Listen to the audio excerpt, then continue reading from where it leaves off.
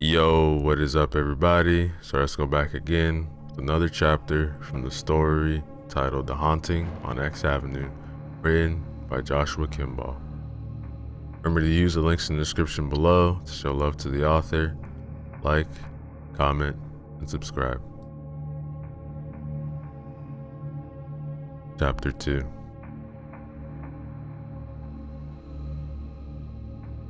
Sweetie, I'm telling you, it was so freaky. I was totally paralyzed.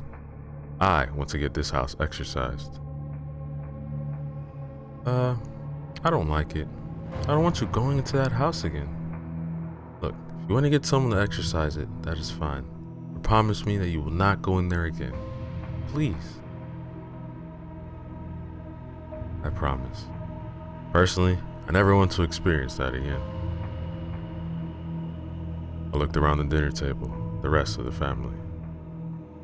I was so caught up in retelling of my bungled ghost hunting that I'd forgotten about everyone else at my sister Lily's dinner table and her kids. Oops, should have waited till later. My 7-year-old nephew, Jeffrey, was the first to break the silence. Uncle Jonathan, you really go into that haunted house? My sister's face darkened. Jeffrey, your uncle was describing a scary movie that he was watching, wasn't he? Yeah, right. Yeah, I was describing a scary movie. Absolutely. Who wants ice cream? The kids and the adults all shouted in the affirmative. It's safe, sister. You're a good mom. The rest of the evening was pretty uneventful. We ate ice cream, watched a few movies. I called Pastor Randall from my brother-in-law's church to set up to meet the following afternoon. Bob Fraker was also available to provide the house key and laugh at us as we poked around the scary house. It was finally going to be over. The supernatural was just a passing interest to me. I had certainly never been a paranormal expert. Watched a bunch of ghost hunter and medium shows, grew up in church, watched a few documentaries on the subject. I even had a few experiences myself.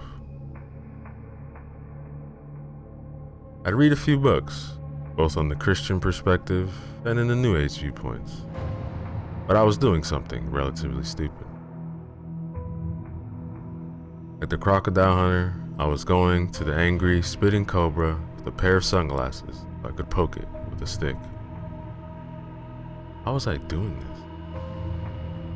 Perhaps I didn't want to really believe it was real. It wasn't like anyone asked me to deal with it. What bothered me was that no one was dealing with it, and I knew people whose lives had been affected by whatever it was in this house.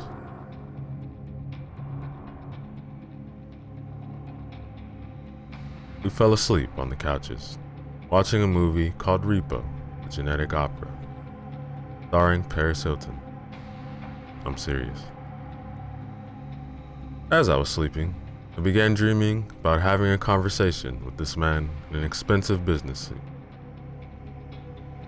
I couldn't make out what he was saying, or even what he was saying, or I. But it was if I was actually eavesdropping on the conversation. But as I began to understand the words, a cold feeling began to spread across my chest. I decided to confront this guy.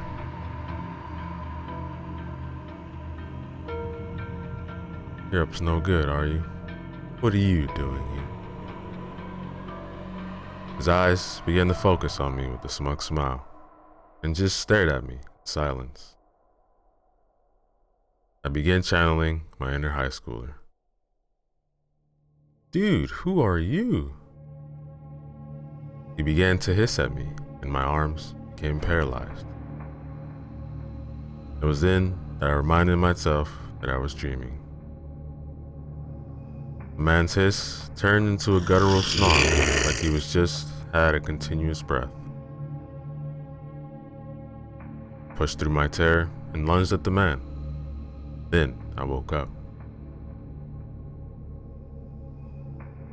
As my eyes opened, I saw a smoky shadow hovering over my face. It snarled at me, and I angrily backhanded it. My hand swiped through the smoke. As I looked around, the living room was as it should be. I got up, went to the sink, and poured myself some water. It had followed me. I remembered from some of the things that I had learned from some of the ghost shows that some ghosts can follow you. Demons can, and poltergeists. It had tried to jump my body. That made me furious. It had tried to jump me.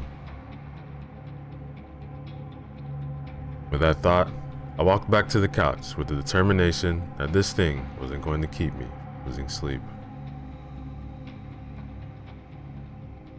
About half an hour later, Jeffrey quietly tapped me on the shoulder to wake me. I rolled over. "Hey, what's up, buddy?" He looked very serious. "Uncle Jonathan, a shadow was smothering me." I suppressed my rage at hearing this. I forced myself to take a deep breath. "Come here, buddy. Do you know the Lord's Prayer?" He shook his head, and I motioned for him to sit beside me. "Well, let me teach you. This will give you a focus of faith to protect you from scary stuff, okay?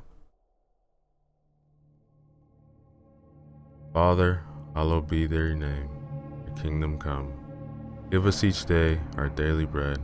Forgive us our sins, for we also forgive everyone who sins against us. And lead us not into temptation." With each verse that I said, Jeffrey repeated, and his expression lightened. "Uncle Jonathan, I feel better. I think I'll go back to bed now." With that, he walked back to his room. I rolled over to focus on my determination to go back to sleep, but mostly thought about my chance to take a shot at this thing. That, ladies and gentlemen, is the end of chapter 2.